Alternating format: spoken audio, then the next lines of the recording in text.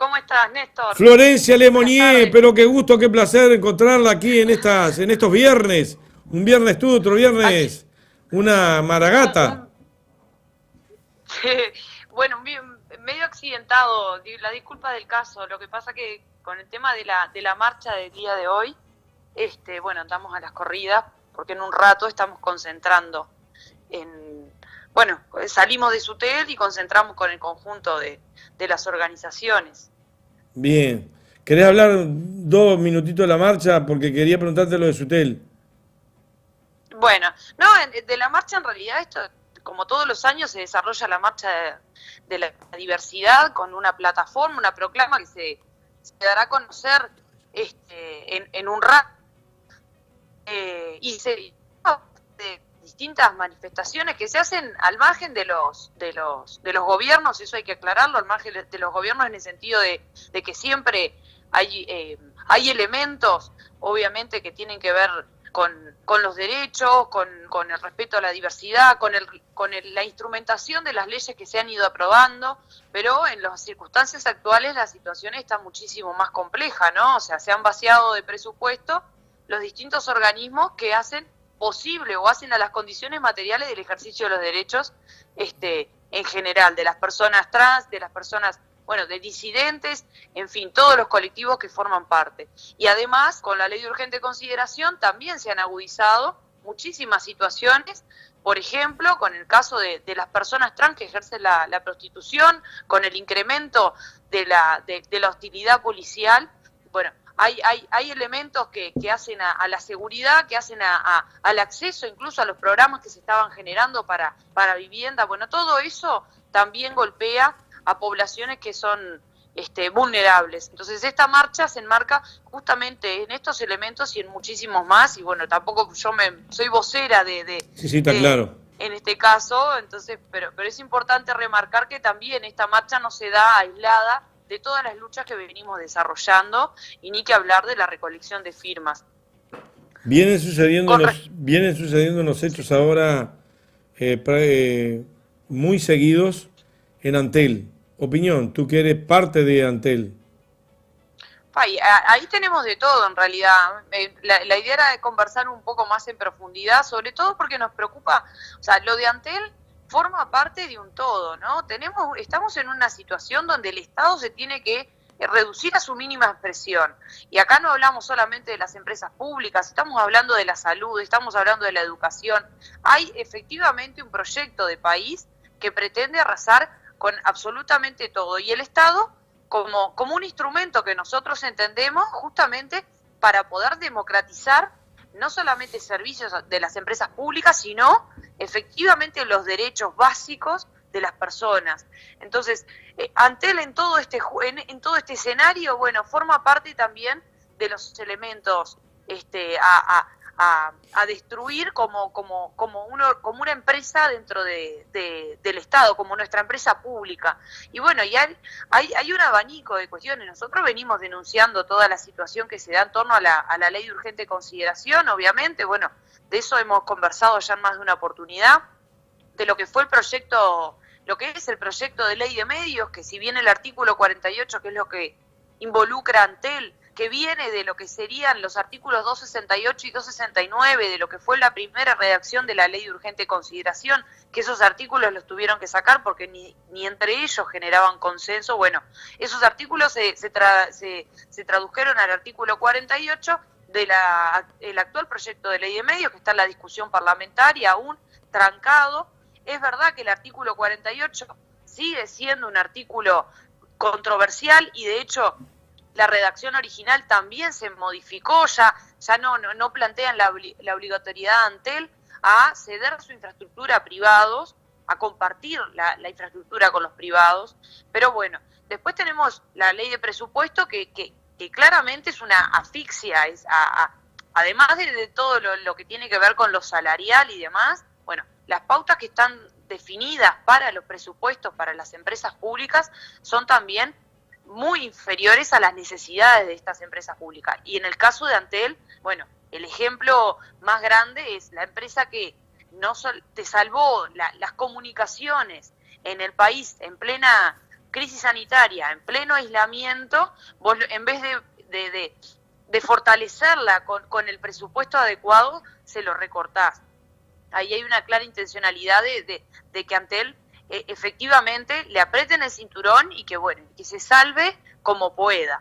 En esto entran justamente la baja en la calidad de los servicios, no solamente por la inversión que no se viene haciendo en el mantenimiento, sino a su vez la inversión para estar a la altura de la demanda que hoy día tienen los servicios de Antel. Después tenemos una rendición de cuentas actualmente que crea lo que es el Fondo Universal de las Telecomunicaciones. Es un fondo que se consolida con recursos del Estado.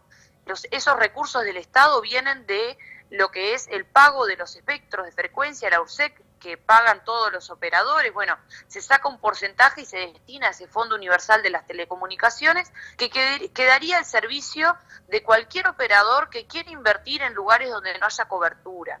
Y acá hay que atender particularmente dos cosas. Primero, la cobertura. Nosotros tenemos una empresa pública que tiene ese cometido, ¿no? O sea, generar una cobertura a nivel nacional, alcanzar todo el territorio nacional con los servicios. Ese es un elemento, o sea que el Fondo Universal de las Telecomunicaciones no debería existir.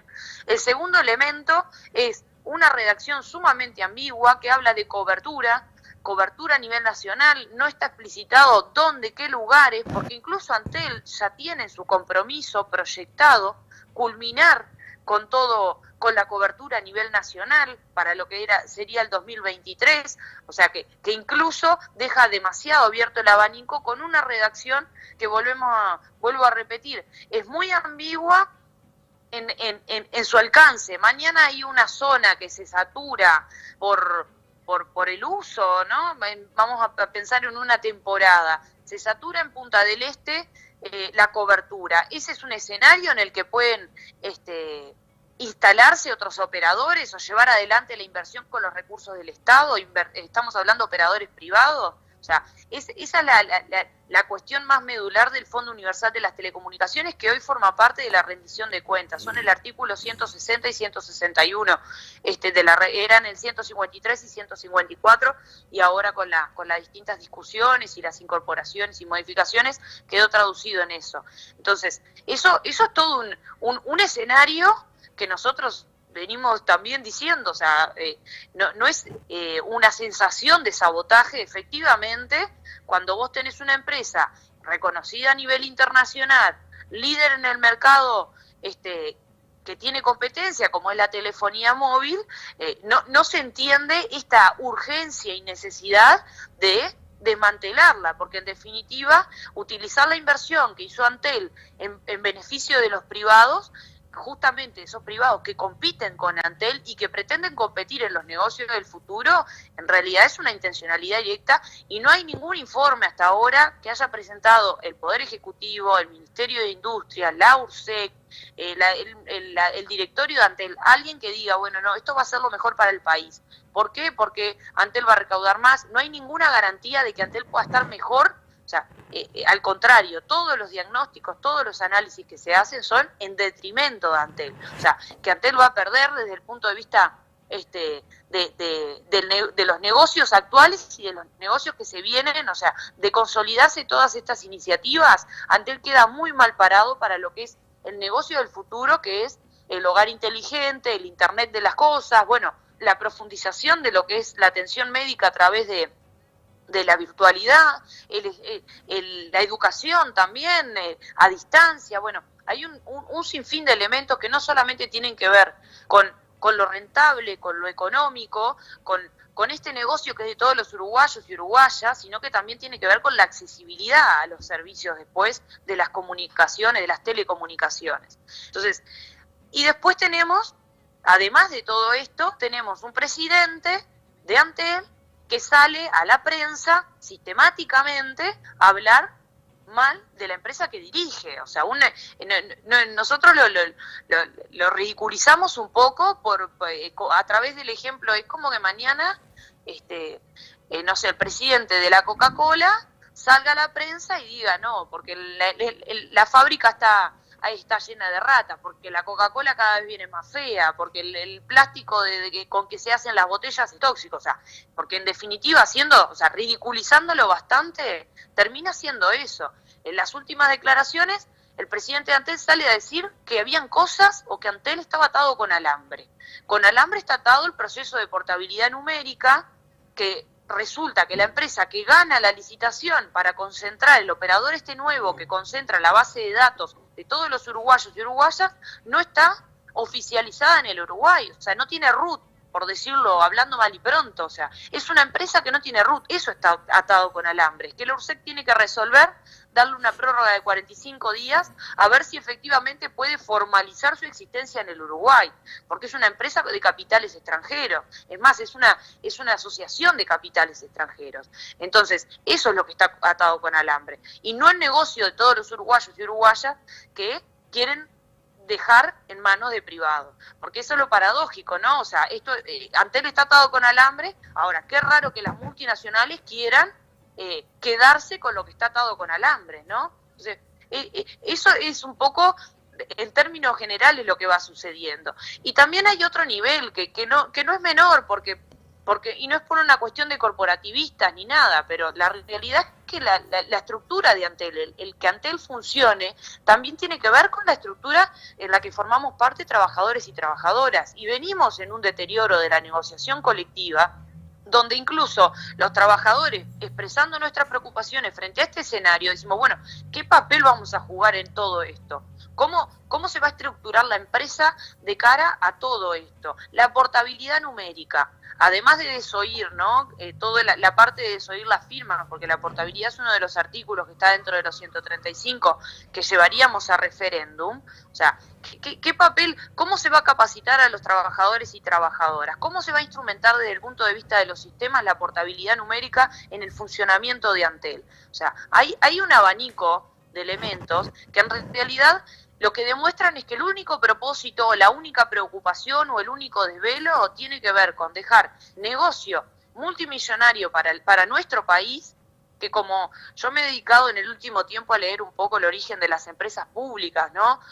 Y lo paradójico es ver cómo algunas discusiones, o sea, más allá de que obviamente muchos compañeros o compañeras que hayan vivido los 90, que ya les ha tocado defender, porque antes ya no tocó defenderla una vez, hay discusiones que las remontás al 1900, ¿no? O sea, ¿y cuál era el objetivo de las empresas públicas? Democratizar los accesos, que todos los uruguayos y uruguayas tuvieron acceso a servicios que son esenciales, necesarios, y el otro elemento era evitar el drenaje de oro al exterior, ¿no? Entonces, en realidad acá cuando te remontás al origen de la empresa pública, te volvés a encontrar justamente con esta confrontación de concepciones, de que hay quienes creen que lo mejor que le puede pasar al Uruguay es que los privados exploten los recursos que tenemos nosotros, que son, porque la infraestructura es nuestra, porque la fibra óptica es nuestra, por lo tanto es un recurso nuestro. Entonces, hay quienes defienden que esos recursos tienen que ser explotados y tienen que terminar en 4 o 5 familias o en la piscina que le va a hacer al hijo uno de los dueños de los grandes medios de comunicación, y hay otros que pensamos que estos recursos tienen que estar al servicio y tienen que seguir siendo de todos los uruguayos y uruguayas, y que estas ganancias tienen que quedar en el pueblo uruguayo. Entonces, esa en definitiva, más artículos, menos artículos, las iniciativas aisladas que a veces parecen como cuestiones muy, muy circunstanciales, no, efectivamente terminan dibujando este escenario. O sea, el negocio es de todos y para todos, o el negocio va a ser de unos pocos para unos pocos. Esa en definitiva es el escenario, y bueno, no es una cuestión solamente para que le está sucediendo a Antel. Acá estamos explicando el escenario en que se desarrolla esto con Antel, pero obviamente que es la misma lógica que está sucediendo con el resto de las empresas públicas, con ANCAP, lo que sucede con la educación en un escenario de mercantilización brutal, lo que sucede con la salud. O sea, efectivamente es esta la disputa.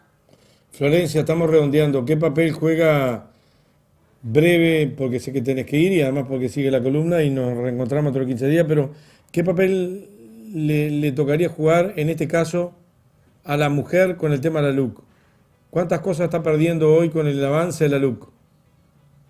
Y bueno, en realidad el vaciamiento de presupuesto en todos los organismos, los programas, para llevar adelante incluso la ley de violencia basada en género, o sea, hay elementos específicos, ahora hay elementos que también, o sea, si yo me pongo a pensar del derecho a movilizarme, si yo me pongo a pensar del punto de vista represivo, bueno, las cárceles se están llenando de mujeres porque INAU se está llenando de gurises producto de que las penas han aumentado, pero de una forma descomunal. Una mujer que ingresa, que nadie está justificándolo, pero una mujer que ingresa, droga a través de su cuerpo en alguna cárcel, por más mínimo que sea, no estamos hablando de...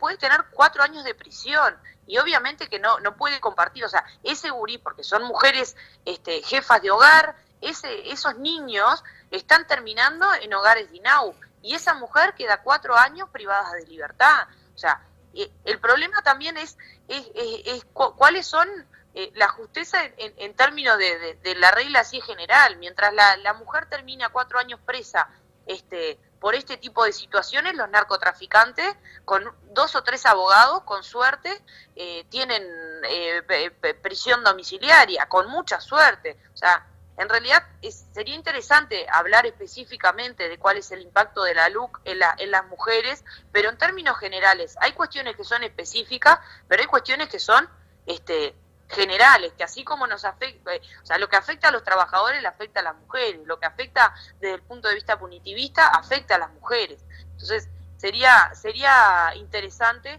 y bueno, ni que hablar a los colectivos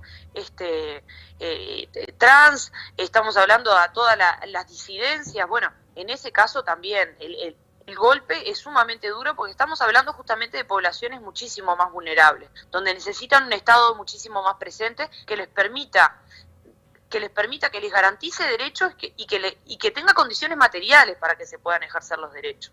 Entonces, es muy amplio, pero bueno, me parece que como titular puede ser esto. Bien, nos vemos dentro de 15 días. Nos vemos entonces, Néstor. Un abrazo grande y perdón lo accidentado No, de la nada que ver. Gracias conversación. por estar, gracias por hacer el aguante. Dale, un abrazo grande. Un abrazo, chau, chau.